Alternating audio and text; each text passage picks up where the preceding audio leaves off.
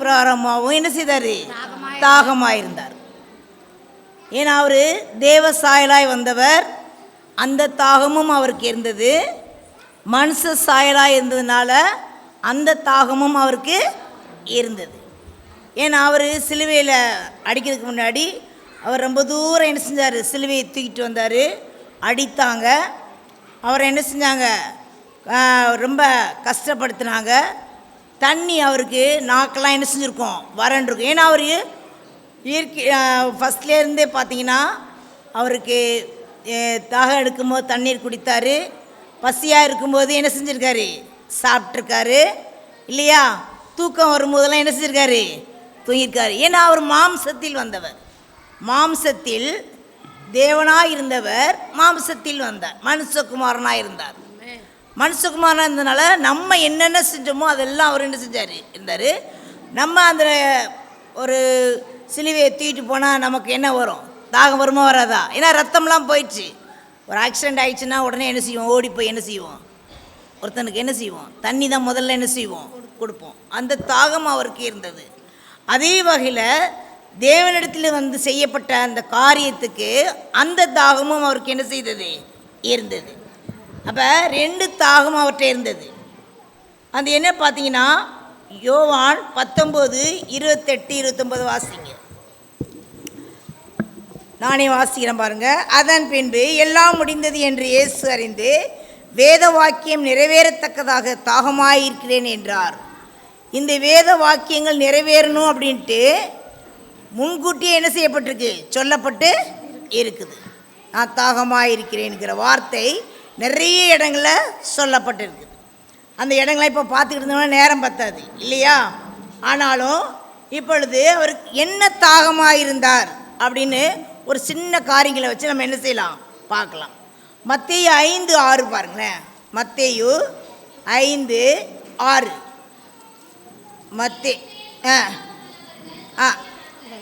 நீதியின் மேல் பசிதாகம் உள்ளவர்கள் பாக்கியவான்கள், அவர்கள் திருப்தி அடைவார்கள். அவர்கள் என்ன செய்வாங்க? திருப்தி அடைவாங்க. இப்ப யார் திருப்தி அடைவா? நீதி மேல் பசிதாகம் உள்ளவர்கள் பாக்கியவான்கள். அவர்கள் என்ன செய்வாங்க? திருப்தி அடைவார்கள். திருப்தி அடைவார்கள். அப்ப நமக்கு என்ன வேணும்? நமக்கு என்னமா வேணும்? நமக்கு என்ன வேணும்? நீதியின் மேல் பசி தாகம் நமக்கு என்ன செய்யணும்? இருக்கணும். இந்த நீதியின் மேல் பசி தாகம் உடையவரை தான் யார் வந்தா? இயேசு வந்தார். அவருக்கும் அந்த தாகம் என்ன செய்தது? இருந்தது. இயேசு அந்த நீதியின் மேல் தாகம் உடையவராய் வந்ததுனால நம்மளை பார்த்து சொல்கிறாரு, நீங்களும் நீதியின் மேல் பசி தாகம் உடையவர்களாக இருந்தீங்கன்னா நீங்கள் பாக்கியவான்களாக இருப்பீர்கள், திருப்தி அடைவீர்கள், நீங்கள் ஒன்றுக்கு குறைபடவே மாட்டீர்கள் அப்படின்னு சொல்கிறாரு. நம்ம எதில் நீதியின் பசிதாக உள்ளவர்களாக இருக்கணும் அப்படின்னு ஒரு காரியத்தை பார்த்தீங்கன்னா மத்தேயு 25:35 எடுங்க. மத்தேயு 25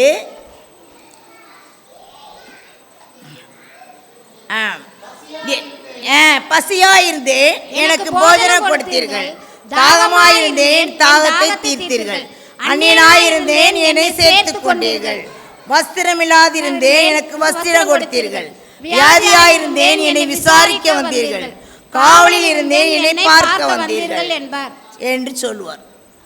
இந்த ஒரு நீதி, இதில் ஒரு நீதி இருக்கு, பெரிய நீதி இருக்கு. பின்னாடி சொல்றாரு அந்த நீதியை பற்றி. அவர் சொல்றாரு, நான் பசியாக இருக்கும்போது என்ன செஞ்சீங்க? எனக்கு போஜனம் கொடுத்தீர்கள். பின்னாடி சொல்கிறாரு, நான் பசியாக இருந்தேன். 42 பாருங்களேன். நான் பசியாக இருந்தேன் எனக்கு போஜனம் கொடுக்கவில்லை.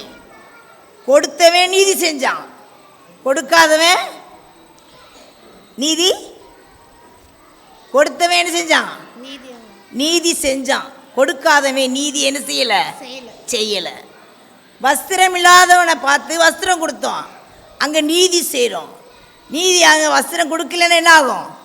நீதி செய்யலை. அப்போ பசியாக இருக்கிறவனுக்கு நம்ம என்ன செய்யணும்? ஆகாரம் கொடுக்கணும். வஸ்திரம் இல்லாதவனை பார்த்தா என்ன செய்யணும்? வஸ்திரம் கொடுக்கணும். அப்புறம் என்ன செய்யணும்? இல்லாதவனை பார்த்தா என்ன செய்யணும்? இல்லாதவனை பார்த்து நல்லா இருறான்னு சொல்லணுமா? ஆ, இல்லாதவனை என்னை பார்த்து என்ன சொல்லணும்? இல்லாதவனை பார்த்து வா, அப்படியே இரு, நல்லா இரு, இப்படி தான் இருப்ப அப்படின்னு சொல்லணுமா? அப்படி இல்லை, அவங்கள ஆசீர்வாதம் பண்ணணும். அவங்கள என்ன செய்யணும்? ஆசீர்வாதம் பண்ணணும். இதை தான் நீதி. இதுதான் என்னது? நீதி. இந்த நீதியை இயேசு தாகமாயிருக்கிறேன் என்று சொன்னார்.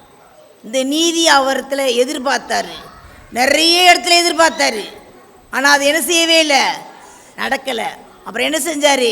கடைசி நேரத்துலையாவது இந்த ஜனங்களுக்கு இதை சொல்லிட்டு போவோம் அப்படின்ட்டு என்ன செஞ்சார்? சொன்னார், நீங்கள் என்ன செய்யுங்க, இப்படிப்பட்ட நீதிகளை என்ன செய்யுங்க, செய்யுங்கள். அப்போ கடைசி காலத்தில் அவர் திரும்ப வரும்போது கேட்பார், நான் ஏனாயிருந்தேன், என்னை சேர்த்து கொள்ளவில்லை.